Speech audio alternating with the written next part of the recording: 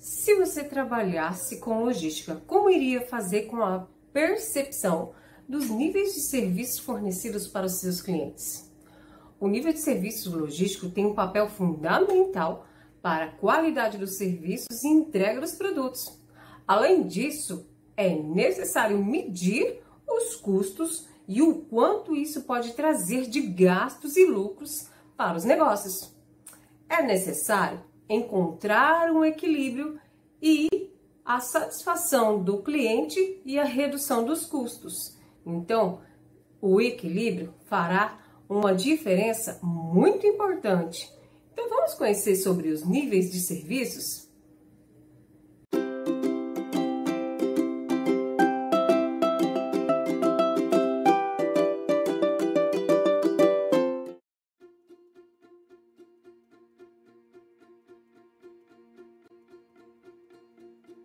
A partir de agora, estudaremos acerca dos níveis de serviços.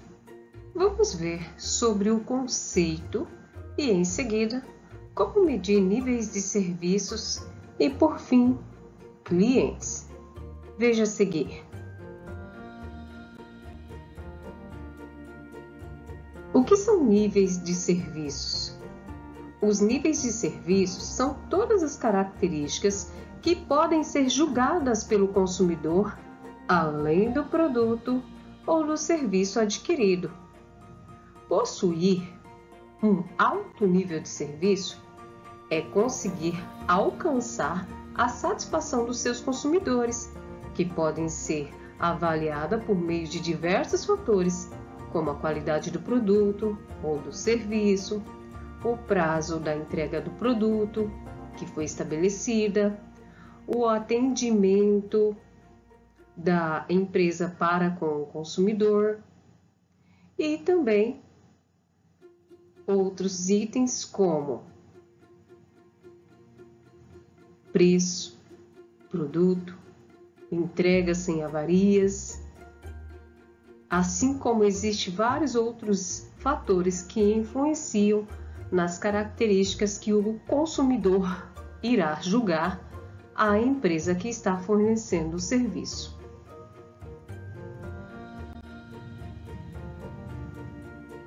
Como esses requisitos são relacionados diretamente ou indiretamente nos processos logísticos, então, quanto mais alto o nível de serviço, maior será o desempenho da cadeia logística da empresa. Será, então, um comprometimento mais ampliado com os requisitos atrelados aos níveis de serviços oferecidos por ela.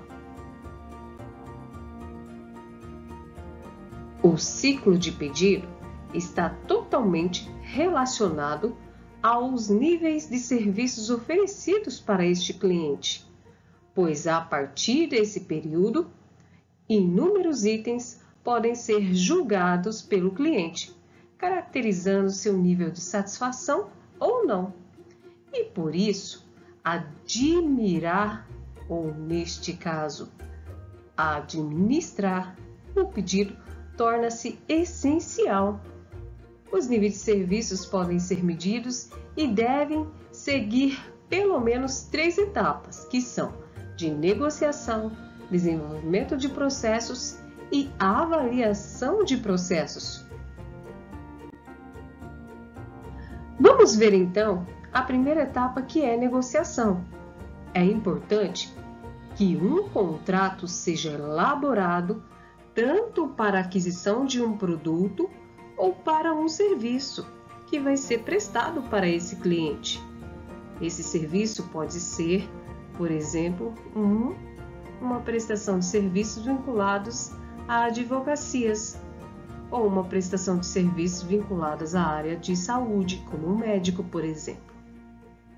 Mas, voltados para a logística, temos outros tipos de serviços que atendem diversos nichos de mercado.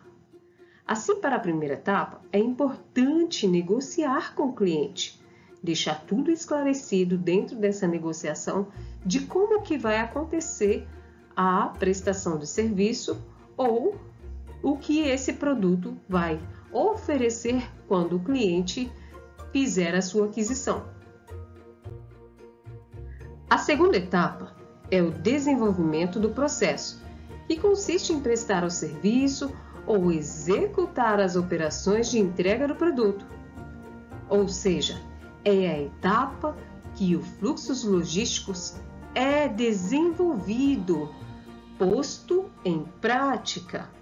Nesta etapa, deve ocorrer um intenso acompanhamento para que todas as questões firmadas no contrato lá na negociação sejam cumpridas. A avaliação do processo é a terceira etapa que incide em avaliar se o que foi estabelecido no contrato foi cumprido. E é a fase em que ocorre o feedback por parte do cliente, principalmente. E esses feedbacks poderá ser uma reclamação ou não, solicitação de reparos ou não, entre outros itens que o cliente pode solicitar para quem vendeu o produto ou forneceu o serviço. Quando ocorre, principalmente, na verdade, quando não ocorre o feedback do cliente, é importante que a empresa entre em contato para verificar se as expectativas do cliente foram atendidas.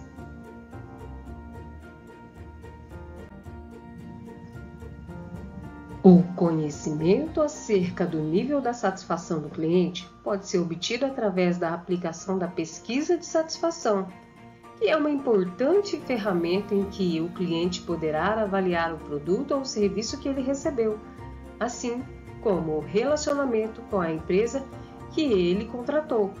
Já para a empresa que aplicou a ferramenta de pesquisa de satisfação, resultará em ter resultados obtidos que permitirão avaliar como está o seu desempenho dos seus processos e, a partir disso, propor melhorias, com o objetivo de elevar o nível de serviço que vai ser oferecido para o seu consumidor.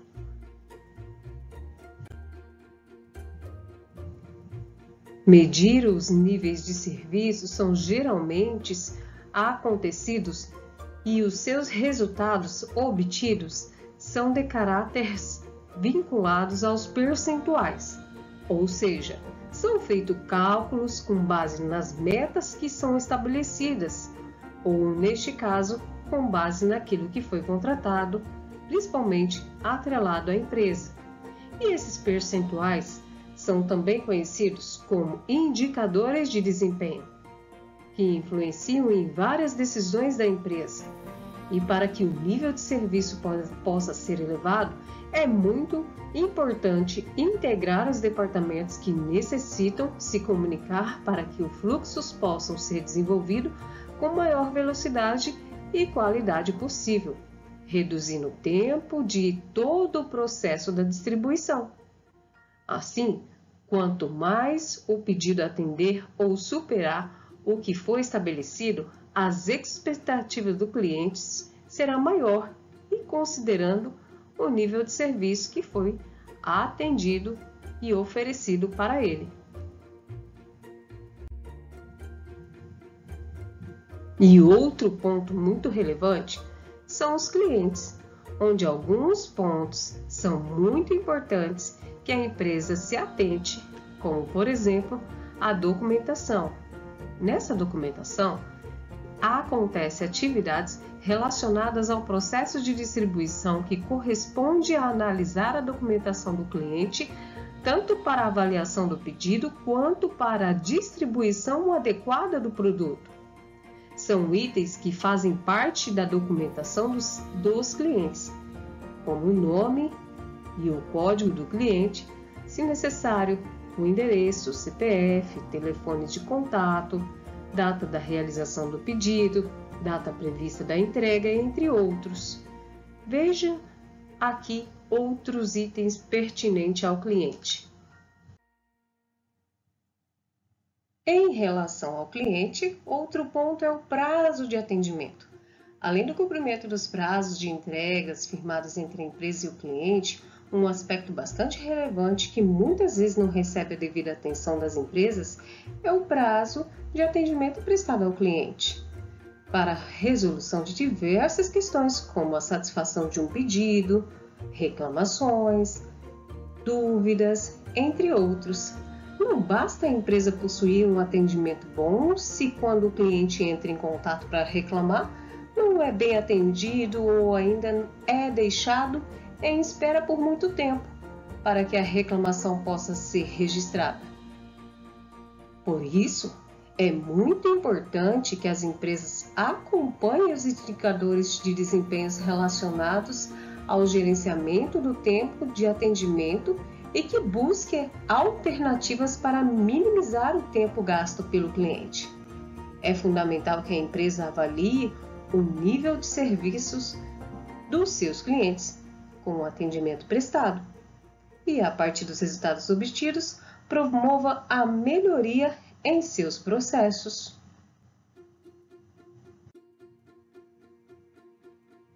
Requisitos é quando está relacionado à expectativa do cliente em relação à aquisição de um produto ou serviço que pode estar relacionado tanto para a etapa de aquisição, bem como na etapa do pós-vendas do produto. Os requisitos do cliente, de acordo com a certificação da ISO 9001, que garante a qualidade do produto para o consumidor, podem ser declarados, não declarados e ou através de pós-vendas. Os requisitos declarados estão relacionados ao que o cliente solicitou, como tipo e quantidade de um produto, data da entrega, ou seja, é necessário que um pedido de compra possa ser realizado. Já os requisitos não declarados não estão especificados, mas são essenciais para a utilização do produto ou do serviço, como, por exemplo, baterias, manuais, suporte, entre outros. Os requisitos de pós-vendas, como, por exemplo, acontece ao ligar para o cliente e para saber se ele foi bem atendido ou entre outros tipos de assuntos que pode existir dentro do pós-vendas. E esses serviços oferecidos pela empresa garantirá a melhor utilização do seu produto, e como, por exemplo, a garantia estendida, que pode ser ofertado também durante a pós-vendas, seguros, entre outros itens.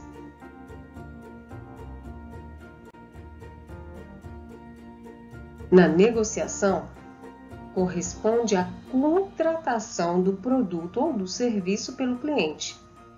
Neste contrato, deve ser claramente e formalizado de forma que a contratação seja conveniente para as partes.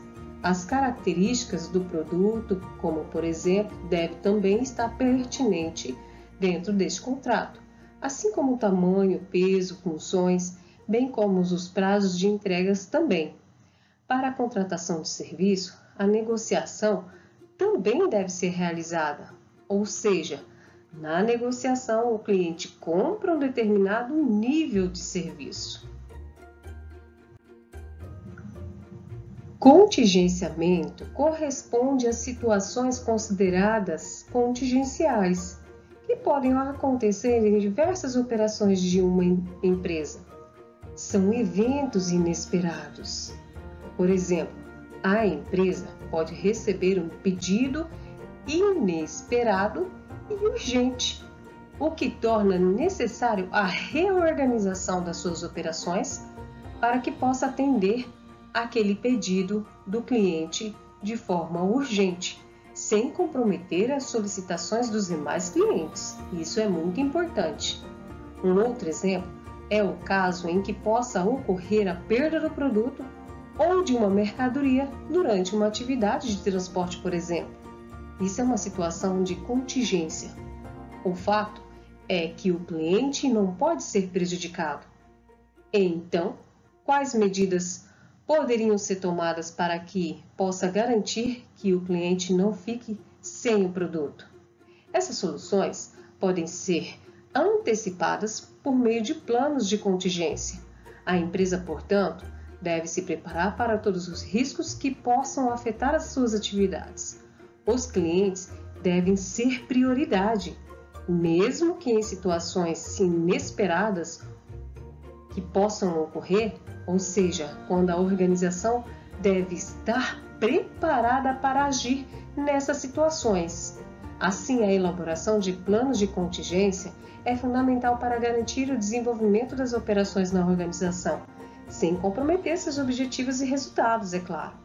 O conteúdo de planos de contingência será aprofundado mais à frente em outra videoaula, mas, dando prosseguimento,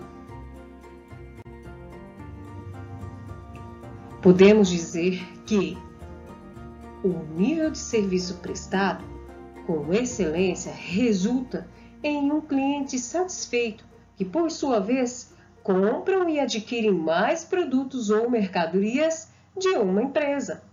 O nível de serviços logístico é essencial para deixar o cliente muito realizado com os seus serviços logísticos prestados e, com certeza, atendendo todas as suas expectativas.